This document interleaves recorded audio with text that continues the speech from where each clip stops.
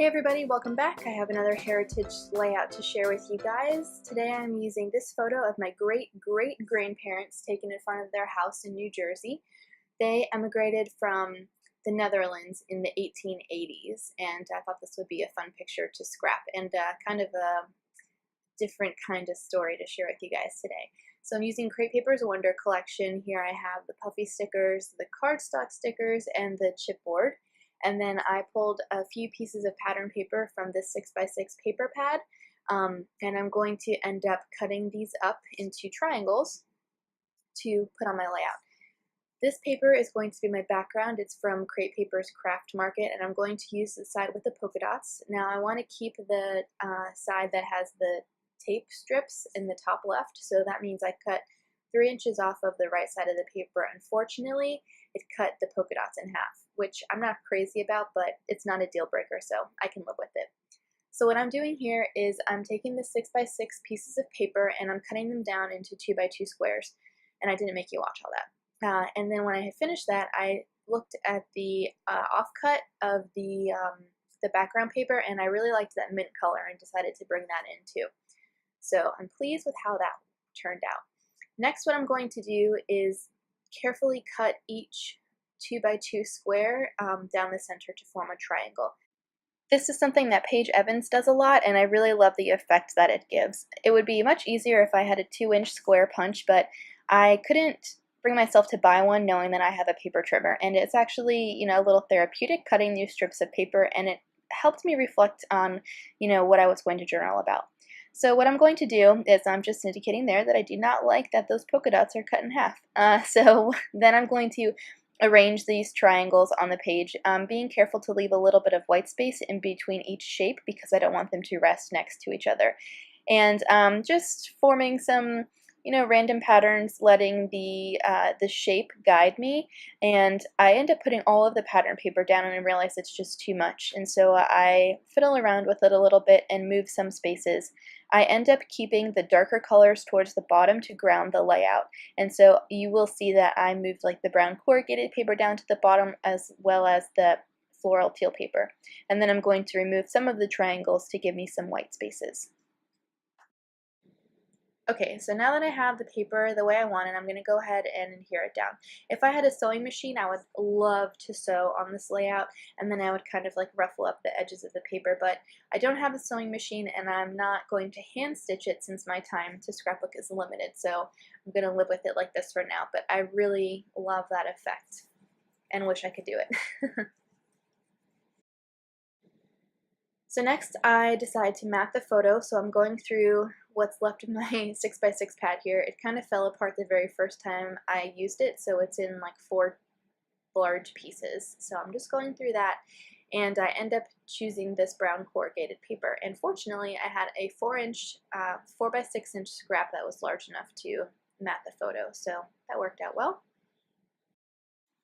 Next, I'm going to work on my title. I ruled out the brown wooden looking thickers because I felt there was so much brown on the page, and the mint ones kind of clashed with the mint that was already on the layout, so it was up to these gray thickers to work for me.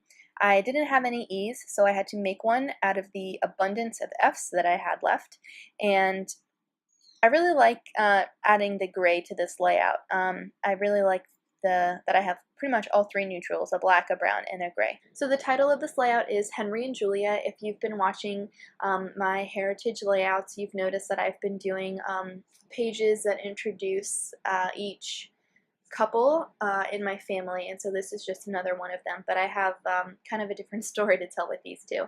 And as always, I'm being sure to document the date on the layout. So I think this photo was taken in 1948. Unfortunately, my great-great-grandfather Henry passed away the next year, so I'm pretty sure that this is when this photo was taken. Now I'm looking at the chipboard sheet here to see which elements I might want to use. I like to have an idea of the larger pieces that I'm going to use before I start sticking everything down. So I pulled out those birds. I thought it would be cute since I figured I could make them like lovebirds or something, but it just didn't fit with this layout. I don't know, I think it was just too cutesy for me. So what I end up doing is using the camera as my main embellishment. So I went ahead and put the year there. I was pretty confident that I wanted the year 1948 to rest in between those triangles, but I end up moving it. And I'll do that after I get the title down here. Okay, so now I have my title down and I'm just trying to figure out which embellishments I want to use, and I'm moving them around here. And then I'm going to move on to my journaling. So I don't know if I had said it before, but when I got these photos, my aunt had sent them to me in the mail. She sent me a couple of old albums, and then she came down the next week. I guess she didn't want to travel with them. So she and I sat together for over an hour, and we just looked through these albums, and she told me all of these family stories. So I went ahead and recorded her, and I transcribed a little bit of what she said on my steno pad, and then I wrote out the rest of my journaling. I'm newer to writing directly onto my layouts, and so I wanted to have an idea of the size that my journaling would take up on my layout. And I also wanted to have, everything kind of figured out so that I didn't mess up, because this is the only piece of this paper that I have, and I didn't want to, have to fix it. So anyway, I went back over what she had said, and I knew the basics about my great-great-grandparents from the research that I had done on Ancestry.com. And so I'm basically documenting that here. I knew their names, Henry and Julia Cooper. I knew they were born in the Netherlands in the 1870s. They emigrated to the U.S. in the 1880s individually. They didn't come over together. They married, I'm not sure when, but they had 3 daughters. One is my great-grandmother. And so I just listed their daughters, and then I went ahead and said they lived at 410 Center Street in Nutley, New Jersey. If you guys have been watching my channel, that was the layout that I did about the house. That's where everyone got together.